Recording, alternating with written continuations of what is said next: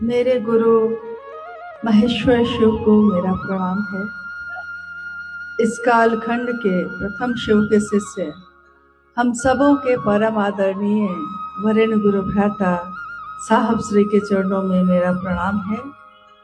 शक्ति स्वरूपा माँ नीलम आनंद जी के चरणों में मेरा प्रणाम है। और धनबाद जिले के इस टुंडी नामक स्थान पे उपस्थित आप सभी गुरु भाई गुरु बहन के चरणों में मेरा प्रणाम। महागुरु महादेव की दया है और उनके इस दया के कारण इस जीवन में, इस जगत में शिव मेरे और आपके गुरु हुए। महादेव के ईश्वर के रूप में सर्वव्यापी और सर्व प्रसिद्ध रूप जगत में पहले से है। जैसे ही हम कहते हैं महादेव, महादेव का अर्थ ही होता है जो देवों का देव है। तभी सभी देवी देवताओं का भी जो देवता है उन्हीं को कहा जाता है महादेव। जब हम कहते हैं महेश्वर, तो जो ईश्वरों का भी ईश्वर है, यानी महेश्वर है, मुख्य नियंत्रक है, सबको नियंत्रित करने वाला है, उनको हम पुकारते हैं महेश्वर। शिव, शिव ने खुद को शिव नहीं कहा, दुनिया ने ही शिव को शिव कहा। दुनिया ने ही उनको महादेव कहा और दुनिया के लोगों ने ही महेश्वर भी कहा। महादेव के जिस रूप से दर्शन किया, महसूस किया, उसको एक नाम दे दिया। जब देखा कि सब काल के अधीन हैं, सारे लोग काल के अधीन हैं, जिसका जन्म होता है उसकी मृत्यु होती है, जिसके द्वारा कुछ बनाया जाता है एक दिन उसका लय होता है, निर्माण के साथ ही लय की तिथि भी उसी समय तय कर दी जाती है। परंतु एक ऐसी सत्ता है जिस पे काल लागू नहीं होता, इसलिए क्योंकि उनके जन्म का पता नहीं हमें, उनकी मृत्यु का भी पता नहीं। उनके जन्म का नहीं पता कि उनके माता पिता कौन या उनका जन्म कहाँ हुआ, कैसे हुआ, तो दुनिया ने ही उस परम सत्ता को एक और नाम दिया, शंभु, यानी खुद से उत्पन्न हुआ। किसी ने उत्पन्न नहीं किया, जो स्वयं से उत्पन्न हुए। और ये भी कहा कि काल से परे की सत्ता है वो, काल उनके अधीन है, काल भी जपता है शिवः शिवम शिवः शिवम। काल भी जिससे डरता है, काल से सब डरते हैं, लेकिन डर को भी जिससे डर लगता है उसका नाम है महाकाल। वो कौन है? शिव का ही एक रूप। शिव परम सत्ता है। शिव तत्व को आज तक कोई पूरी तरह जान नहीं सका। शिव के शिष्य हुए, शिव के भक्त हुए, परंतु कोई नहीं जान सका कि पूरा का पूरा समग्र स्वरूप शिव का कैसा है। जिसने शिव को जैसा जाना उसने शिव को वही नाम दे दिया। शिव की अवधारणा यानी शिव का स्वरूप क्या है, शिव का रूप क्या है, शिव का तत्व क्या है, इस पे जब भी बात हुई तो सबने कुछ वैसी ही बात की जैसे हम एक कहानी सुनते हैं कि 3 आंखों से अंधे, आंखों से दिखाई नहीं देता था, 3 व्यक्ति जंगल में चले जा रहे हैं। सामने से एक हाथी आ रहा है, इनको नहीं पता, कोई दूर से पुकार के कहता है वहां से हट जाओ, वहां से भागो, सामने हाथी आ रहा है। तो इन लोगों को लगा कि हाथी क्या होता है, क्योंकि आंखों से तो दिखाई नहीं दे रहा था। तो आंखों से दिखाई नहीं दिया, तो उन्होंने सोचा कि हाथी कैसा होता है, चलो हम लोग देखते हैं, खुद के प्रयास से देखते हैं। तो उन्होंने, एक ने जो आंखों से अंधा है, एक ने हाथी के कान को छुआ। हाथी सर झुकाया, उसने उसके कानों को छुआ। कान को छुआ तो देखा छूकर और कहा कि हाथी कैसा है। दूसरे दोनों ने पूछा हाथी कैसा है, तो उसने कहा हाथी सूप जैसा है, पतला है, लचीला है, सूप की तरह है, क्योंकि कान छुआ था। एक ने आगे बढ़कर उसके पांव को ही जोर से पकड़ लिया। तो उससे जब दोनों ने पूछा कि हाथी कैसा है, तो उसने कहा कि हाथी खंभे के जैसा है। और तीसरे ने हाथी के सूंड को पकड़ लिया। नहीं जानता था कि हाथी इतना खतरनाक हो सकता है। भावुकता में, भोलेपन में, निश्चलता में वो हाथी को छुए जा रहा है और सूंड पकड़ लिया। तो कहा कि सूंड अंदर से, ये तो हाथी अंदर से खोखला है और बहुत लचीला है, घूम रहा है बार बार इधर से उधर। देखिए, तीनों ने झूठ नहीं कहा।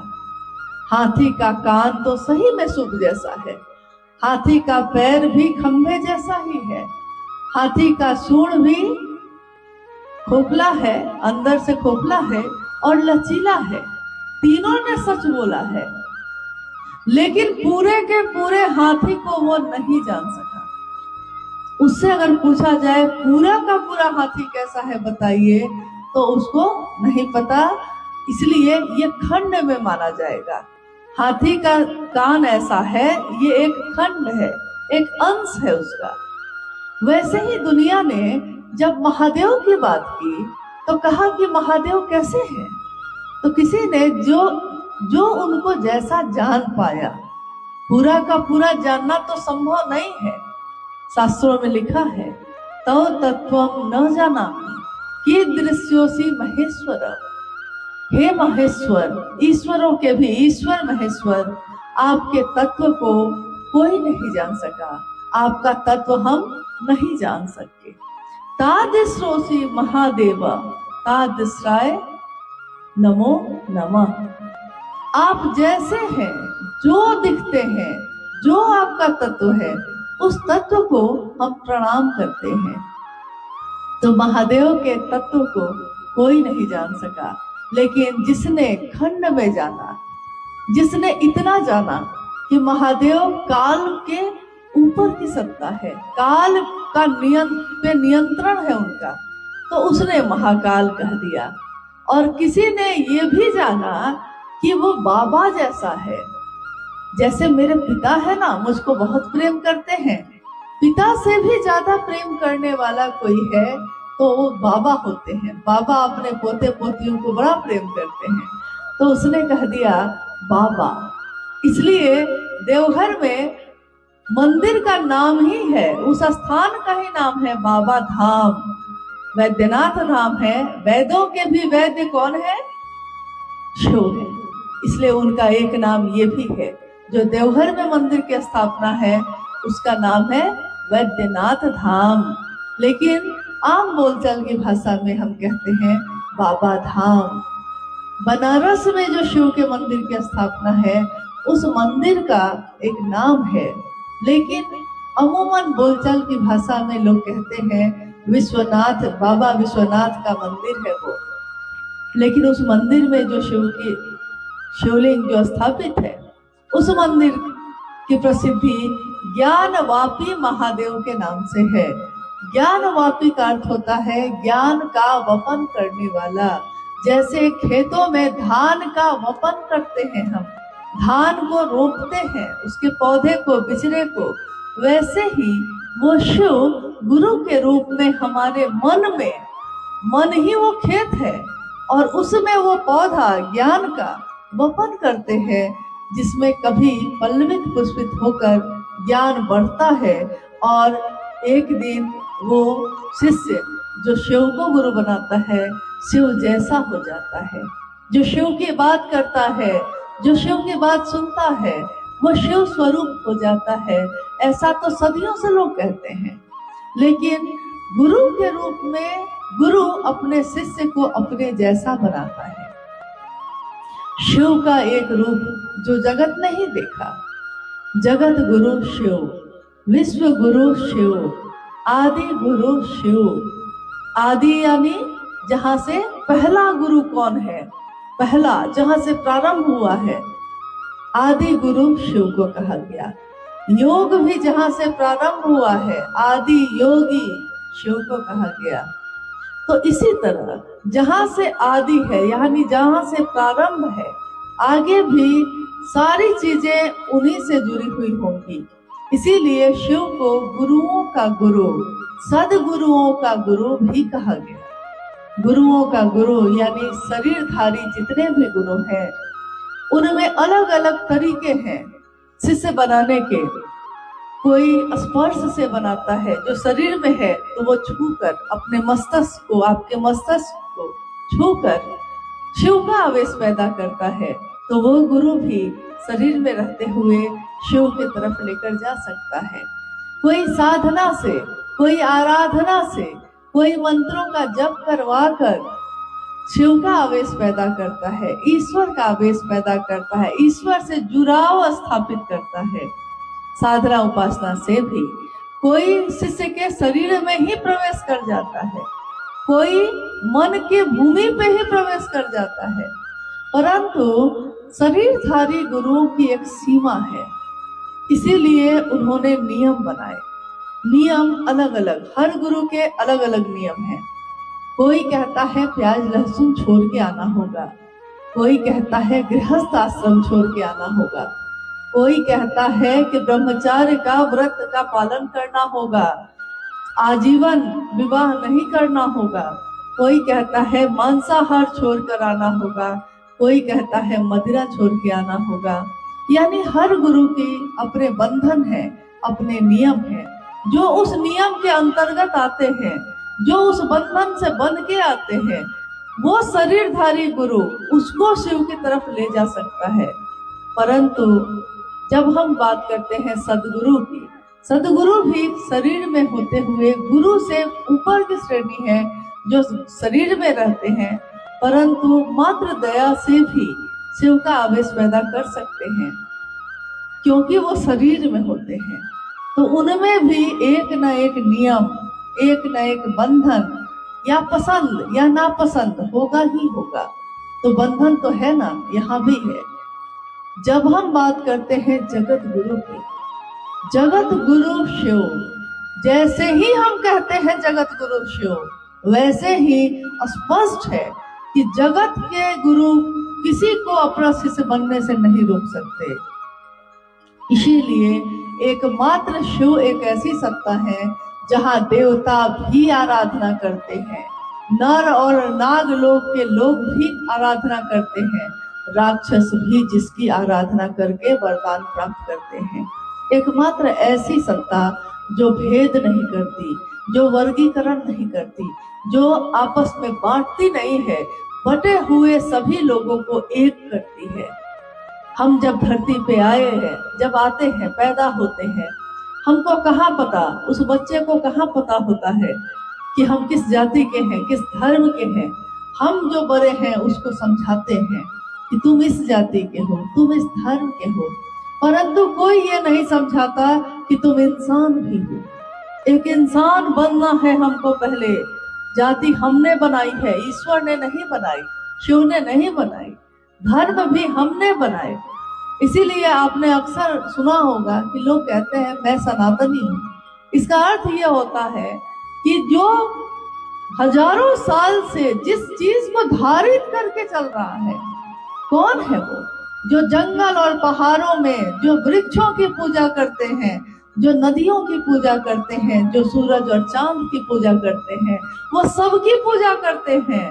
और आश्चर्य की बात यह है, बाकी सब भी इसी की पूजा करते हैं, परंतु भेद बना के चल रहे हैं। एक सत्ता ऐसी है जगत गुरु शिव की, जहां जाकर सारे भेद खत्म हो जाते हैं, और वो है उनका गुरु का स्वरूप। शिव गुरु के रूप में अनुग्रह भाव से, अपने दया भाव से जीव को शिव बनाते हैं। उनका दया का भाव, हमने सुना है, आपने भी सुना होगा कि जब कोई गुरु होता है, जब कोई शिष्य होता है, तो कोई परंपरा होती है दक्षिणा की और दीक्षा की। गुरु दीक्षा देते हैं, शिष्य दक्षिणा देता है। दोनों दी और छ से ही बने हैं, इसी धातु से बने हैं। परंतु जब हम कहते हैं दीक्षा, गुरु से दीक्षा ली है आपने, तो हम कहते हैं कि हाँ हमने ली है। किससे ली है? तो हम कहते हैं महादेव से ली है। तो लोग हंसते हैं, कहते हैं महादेव तो शरीर में नहीं है, तो महादेव जो शरीर में नहीं है वो दीक्षा कैसे देगा? दीक्षा का अर्थ होता है दीप ज्ञानम छायते पापम। दीप का जो ज्ञान का दिया जलता है, पाप का क्षय होता है। तो ज्ञान का दिया कहाँ जलता है?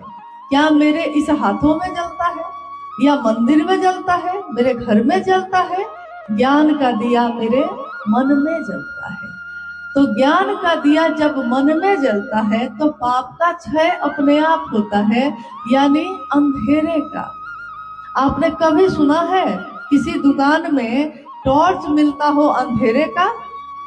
टॉर्च बिकता है मतलब कि रोशनी लाने के लिए। कोई बल्ब जला है अंधेरा लाने के लिए? नहीं, अंधेरा है, बल्ब जलाया है हमने रोशनी लाने के लिए। और अगर हमारे आपके हाथों में रोशनी आएगी, मेरे मन में रोशनी आएगी, तो मन में रोशनी लेकर वो व्यक्ति जहां भी जाएगा उसके साथ क्या जाएगा? अगर आपके हाथ में दिया हो और आप अंधेरे रास्ते पे चले जा रहे हैं, तो आपके हाथ का दिया दूसरों को अंधेरा देगा या रोशनी देगा? रोशनी देगा, क्योंकि आप रोशनी लेकर चल रहे हैं। तो कोई शिव की शिष्यता को अपने मन में धारित करके चलेगा तो वो दूसरों को भी सही रास्ता दिखाएगा, दूसरों को भी रोशनी दिखाएगा, वो अंधेरा नहीं दिखा सकता। तो दीक्षा जब महादेव से लेने की बात होती है तो साहब श्री ने कहा कि शिव की दया ही उनकी दीक्षा है। शिव की दया क्या करती है? शिव की दया हमारे मन में ज्ञान का अंकुरण पैदा करती है, ज्ञान पैदा करती है। और महादेव की दया जब मन में एक विचार के रूप में प्रवेश करता है, याद करिए कि अगर हम में से जितने भी लोग यहाँ हैं, किसी दिन हमने शिव को गुरु माना है कि नहीं? किसी दिन तो माना होगा। उस दिन को याद करिए, अभी इसी पल में, उस समय में अपने मन को लेके जाइए जब आपसे किसी ने कहा होगा कि भैया दीदी महादेव को गुरु बना लीजिए। आपने शायद दुख में होने के कारण महादेव को गुरु बनाया होगा, या उसकी बात अच्छी लगी होगी इसलिए बनाया होगा। परंतु जिस समय आपने शिव को गुरु बनाया होगा, आपने जैसे ही कहा होगा हाँ आज से मैं शिव का शिष्य बनूंगा, और किसी ने आपके नाम की घोषणा की होगी, अभी आप अपने मन को उस पल में लेके जाइए। किसी ने सामने खड़े होके ये कहा होगा कि आज से बहन अमुक ने शिव को अपना गुरु बनाया है, इनके नाम की घोषणा शिव के अंतरिक्ष साम्राज्य में दर्ज की जाती है, और सारे लोग ने कहा होगा जागा जागा महादेव। आपने महसूस किया होगा कि एक ऊर्जा का संचरण आपके मन में प्रवेश करता है उसी समय। ये महसूस आप सबने किया होगा, क्योंकि कहा जाता है कि अपने दिल से जानिए दूसरे का हाल। तो मेरे साथ ऐसा हुआ था, जिस समय मेरे नाम की घोषणा शिव के शिष्य के रूप में हुई थी, उस समय मेरे मन प्राण में लगा जैसे हजारों रोशनी प्रवेश कर गई है। तो मुझको लगता है कि सबके साथ ऐसा ही होता होगा, और वो शिव की ऊर्जा का संचरण मानव तन में हो रहा है। धीरे धीरे। सूक्ष्म चीजों का संचरण मन में होता है, स्थूल चीजों का संचरण संभव नहीं होता, इसलिए हम उनको इन आंखों से देख पाते हैं। सूक्ष्म चीजें, हवा है सूक्ष्म है, दिखाई नहीं देती, मिट्टी स्थूल है, दिखाई देती है, लेकिन हवा से ही, वायु से ही हमारे प्राण चलते हैं। हम सांस लेते हैं, हम सांस छोड़ते हैं, हमारे प्राण चलते हैं। वायु सूक्ष्म है, दिखाई नहीं देती, परंतु सारे जगत के प्राण को चलाने वाली वही है। शिव भी दिखाई नहीं देते, परंतु उनकी दया का संचरण मेरे आपके मन में प्रवेश जिस समय करता है, वही शिव की दया है, वही शिव की दीक्षा है। दीक्षा यानी प्रारंभ करना, मन में विचार का प्रारंभ होना, यही दीक्षा है। जब कोई गुरु है, दीक्षा दिया उसने, तो मंत्र भी देता है। देखिए, साहब के सांसों पे नमः आया और शिवाय उतर गया सन 1975 में। यानी शिव ने विधि के साथ अपना महामंत्र अपने शिष्य को दिया। कहीं शरीर में नहीं आए, तस्वीरों में जो दिखते हैं वैसे भी नहीं आए, जो सोचा था साहब ने वैसे भी नहीं आए, लेकिन वायु के झोंके के साथ उनकी सांसों पे समा गए। नमः आया शिवाय उतर गया। इसीलिए साहब श्री ने शिव को प्रणाम करने के विधा जो तीसरा सूत्र के रूप में हमारे पास है दिया, कि शिव को प्रणाम करने की सर्वोत्तम विधि है, शिव शिष्यों के लिए सर्वोत्तम विधि है अजपा जप। अगर वो सांस पे नमः के साथ सांस अंदर और शिवाय के साथ बाहर, मन में महादेव का जो भी ध्यान आता हो उस ध्यान को करके, जो मन में आए, तस्वीर आए, शिवलिंग आए, रोशनी आए, शून्य आए, जो मन में आए उसी का ध्यान करके महादेव को प्रणाम कर लीजिए। यही महादेव के लिए हमारी कृतज्ञता है। गुरु की दक्षिणा भी है, क्योंकि जब कोई शरीर में गुरु होता है तो दक्षिणा के रूप में हम लोग वस्तु देते हैं, सामान देते हैं, कपड़ा देते हैं, पैसा देते हैं, फल देते हैं, गहने देते हैं, बिस्तर देते हैं, पलंग देते हैं, घर बना के दे देते हैं, खेत दे देते हैं। यानी गुरु शरीर में है तो जो मेरे पास है उसमें से जो मुझको अच्छा लगे मैं गुरु को दक्षिणा के रूप में दे सकती हूँ। परंतु जब शिव गुरु होंगे तो उनको दक्षिणा के रूप में हम क्या दे सकते हैं? क्या वो करेगा लेकर चढ़ावा, सब कुछ त्याग के बैठा है, जो सब कुछ त्याग के बैठा है वो हमसे आपसे चढ़ावा के रूप में लेना चाहेगा तो क्या लेगा? तो महादेव को हम शिष्य का भाव दे सके, महादेव से मन ही मन निस्वार्थ भाव से, बिना किसी कामना के, पहला सूत्र में जो हम बोलते हैं, हे शिव आप मेरे गुरु हैं, मैं आपका शिष्य हूँ, मुझ शिष्य पर दया कर दीजिए, ये बोलना ही कृतज्ञता है, गुरु की दक्षिणा है। शिव की चर्चा, शिव अच्छे हैं, बहुत सुंदर हैं, कर्पूर गौरम है वो, करुणावतारम है वो, लेकिन यही जो कर्पूर गौरम है, ये जो करुणा के अवतारम शिव हैं, ये जो मेरे गुरु हैं, वो इतने सत्य हैं, इतने सुंदर हैं कि साहब श्री ने कहा कि महादेव की इस सुंदरता को दुनिया में बांटो, लोगों से जाके कहो शिव बहुत अच्छे हैं, शिव आपके गुरु भी हो सकते हैं, शिव जगत के गुरु हैं। वो नहीं कह सकते कि तुम इस जाति के हो, तुम इस धर्म के हो, तुम कुरूप हो, तुम खूबसूरत हो, शिव नहीं कह सकते। शिव नहीं कह सकते कि तुम शाकाहारी हो कि मांसाहारी हो। शिव जैसे हम हैं वैसे ही हमको ग्रहण करते हैं और धीरे धीरे उनके द्वारा उतरा ज्ञान हमारे मन से जो गलत चीजें हैं वो खत्म होती जाती हैं और सही चीजें बढ़ती चली जाती हैं। जिस तरह आग अगर जल रहा हो तो एक हवा ऐसी हम करते हैं जिससे आग बुझ जाती है और एक हवा ऐसी होती है जिससे आग और ज्यादा जल उठती है। महादेव की दया भी शिष्य के कर्मफल के अच्छे बीज को और हवा देकर वृक्ष बनाते हैं। बुरे जो कर्म है, कर्मफल भोगने की बाध्यता है, उसको उन्हीं की दया दग्ध करती है और भोगने की व्यवस्था का संहार भी करती है। महादेव को गुरु मानकर उनको दक्षिणा के रूप में बस हम इतना ही दे सकते हैं कि महादेव ने जो आदेश दिया है, जो कहा है, शिव की बात दूसरों से करें, खुद भी शिव के शिष्य बने, दूसरों को भी शिव का शिष्य बनाए। हम अपने जीवन को चलाने के लिए बहुत सारे काम करते हैं। जीवन को चलाने के लिए जगत है, तो जगत में झूठ भी है, फरेब भी है, छल भी है। परंतु जगत को बेचकर जगत को खरीदने का रिवाज पुराना है। साहब श्री ने हमेशा कहा है, ये जगत को बेचकर जगत को खरीदने का रिवाज पुराना है। शिव को बेचकर जगत को मत खरीदना, क्योंकि शिव के शिष्य ऐसा नहीं करते, शिव के गण ऐसा नहीं करते, शिव के लोग ऐसा नहीं करते। हम शिव के लिए दुनिया को बेच दें, लेकिन शिव को नहीं बेचते। इसलिए उनके इस वाक्य को हमेशा याद रखिएगा।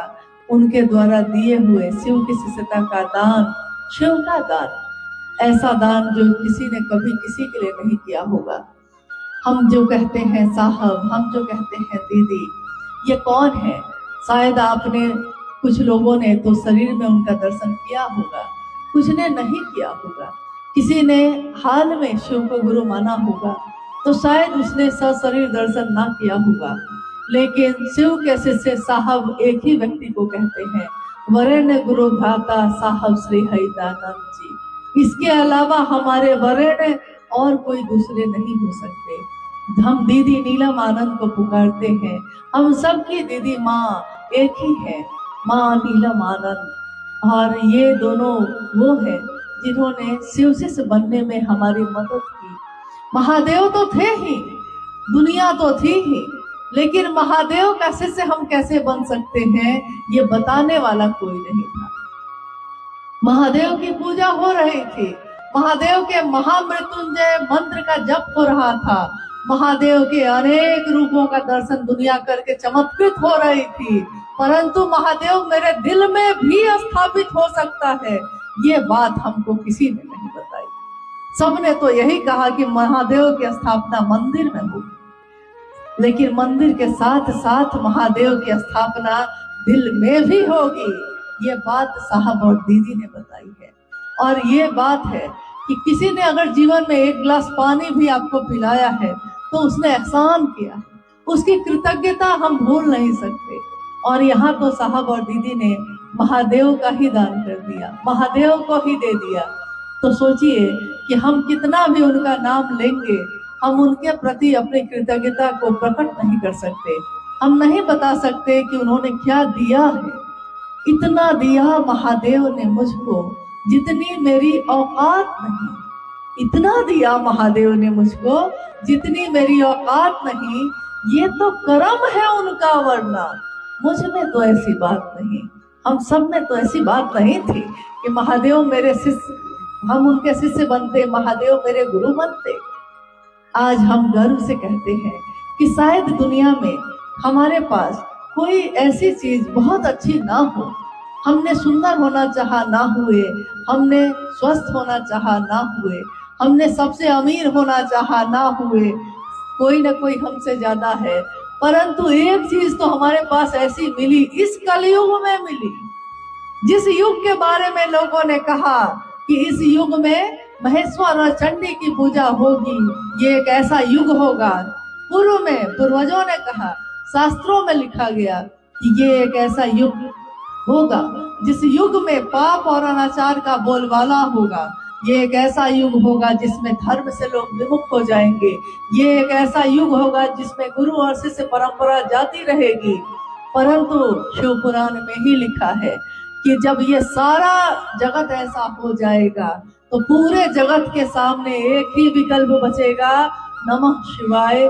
शिव को प्रणाम करने के सिवा कुछ भी नहीं बचेगा, कोई विकल्प नहीं बचेगा।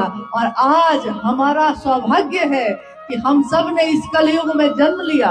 हमने अपनी आंखों से शिव के शिष्य को चलते देखा, बोलते देखा, सुना इन कानों से उनकी बातों को, और शिव शिष्यता की बगिया, इसके फूलों को खिलते देखा, महकते देखा, सुवासित होते देखा है। ये हम सबका न जाने कितने जन्मों का कर्म फल होगा, अच्छे कर्म होंगे कि हमने ये प्राप्त किया है। हमारे बाद आने वाली पीढ़ी कहानियां सुनेंगी, लेकिन हमने उन कहानियों को जीवंत होते देखा है। आज घर घर में शिव शिष्यता का दिया जल रहा है, हर घर में शिव चर्चा हो रही है, चर्चा की आवाज आती है, कहीं से गुजरिए। हम लोग आ रहे थे तो रास्ते में भी, कल जब हम लोग रांची से आ रहे थे, रास्ते में भी माइक पे शिव की चर्चा की आवाज सुनाई दे रही थी, चर्चा वहां हो रही थी और दिल हम लोग का खिल रहा था। कहते हैं ना, गाने तो बहुत बने, एक तू ना मिला महादेव ना मिले, एक तू ना मिला सारी दुनिया मिलेगी भी तो क्या है, मेरा दिल ना खिला सारी बगिया खिलेगी भी तो क्या है। सारी बगिया में फूल खिले भी जाए तो क्या है अगर मेरा दिल ना खिला। और जैसे ही हम सुनते हैं महादेव की बात, हमारा दिल खिल जाता है, हम खुश हो जाते हैं, हम ढूंढ के उस जगह पे जाते हैं जहाँ शिव की बात होती है। नहीं, साधुओं से ये धरती आज भरती जा रही है। साधु मन होता है, शरीर के कपड़े नहीं होते।